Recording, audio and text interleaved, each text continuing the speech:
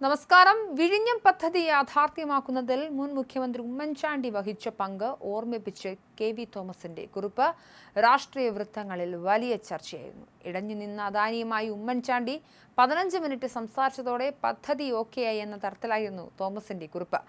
കോൺഗ്രസ് വിട്ട് ഇടതുപക്ഷത്തോടൊപ്പം ചേർന്ന് ഡൽഹിയിൽ സംസ്ഥാന സർക്കാരിന്റെ പ്രത്യേക പ്രതിനിധിയായി പ്രവർത്തിക്കുന്നതിനിടെ കെ.വി. തോമസ് ഈ കുറിപ്പിട്ടത് ഇടതുവൃത്തങ്ങളെ അമ്പരപ്പിച്ചിരിക്കുകയാണ്.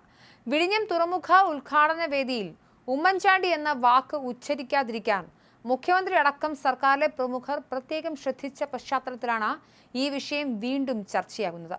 സോഷ്യൽ മീഡിയയിൽ പലരും ഇതെടുത്തിട്ടതോടെ മുഖ്യമന്ത്രി കെ.വി. തോമസിനെ അതൃപ്തിയും അമർഷവും അറിയിച്ചതായും സൂചനയുണ്ട്.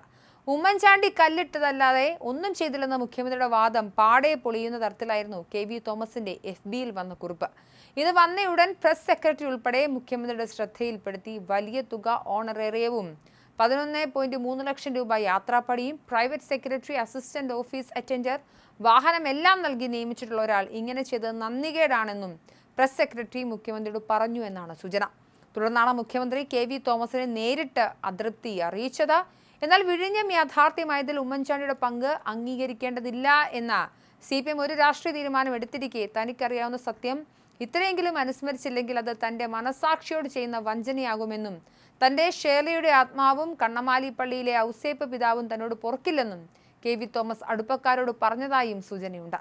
ഡൽഹി പ്രതിനിധി എന്ന പദവിയിൽ നിന്നും കെ.വി. തോമസിനെ നീക്കുമെന്നും ശ്രുതിയുണ്ട്. എന്നാൽ കെ.വി. തോമസ് വ്യക്തിപരമായി അങ്ങനെ കരുതുന്നില്ല. മുഖ്യമന്ത്രിയെയും കുടുംബത്തെയും നേരിട്ട് ബാധിക്കുന്ന ചില വിഷയങ്ങൾ മുറുകി നിൽക്കുമ്പോൾ തോമസിനെ നീക്കുന്നത് ഗുണം ചെയ്യില്ല എന്ന വിലയിരുത്തലും വന്നേക്കാം. കെ.വി. തോമസിന്റെ കുറിപ്പ് ഇങ്ങനെയായിരുന്നു. 2015 പബ്ലിക് അക്കൗണ്ട്സ് കമ്മിറ്റി ചെയർമാനായിരിക്കെ മുഖ്യമന്ത്രി ഉമ്മൻചാണ്ടിയോടൊപ്പം തിരുവനന്തപുരത്തു നിന്നും ഡൽഹിക്ക് യാത്ര ചെയ്യുന്നതിനിടെയാണ് വിഴിഞ്ഞം തുറമുഖത്തെക്കുറിച്ച് അദ്ദേഹം തന്നോട് പറഞ്ഞത്. പോർട്ടിന്റെ പണി ഏറ്റെടുക്കാൻ ആരും തയ്യാറല്ല. ടെൻഡർ സ്വീകരിക്കുന്ന അവസാന ദിവസം അദാനി ഗ്രൂപ്പിന്റെ പേര് മാത്രമാണ് ഉണ്ടായിരുന്നത്.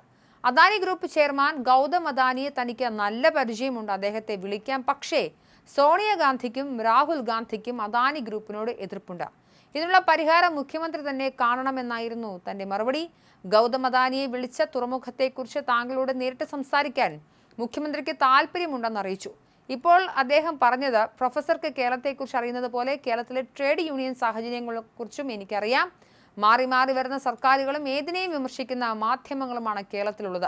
തമിഴ്നാട്ടിൽ 2000 ഏക്കർ സ്ഥലം സൗജന്യമായി തരാമെന്ന് പറഞ്ഞിട്ടുണ്ട്. ഈ സാഹചര്യത്തിൽ മുഖ്യമന്ത്രിയെ കണ്ടിട്ട് എന്ത് കാര്യമെന്നായിരുന്നു അദ്ദേഹത്തിന്റെ ചോദ്യം. ആദ്യം ഉമ്മൻചാണ്ടിയെ കാണൂ, അതിനുശേഷം തീരുമാനമെടുക്കാമെന്നും താനും പറഞ്ഞു.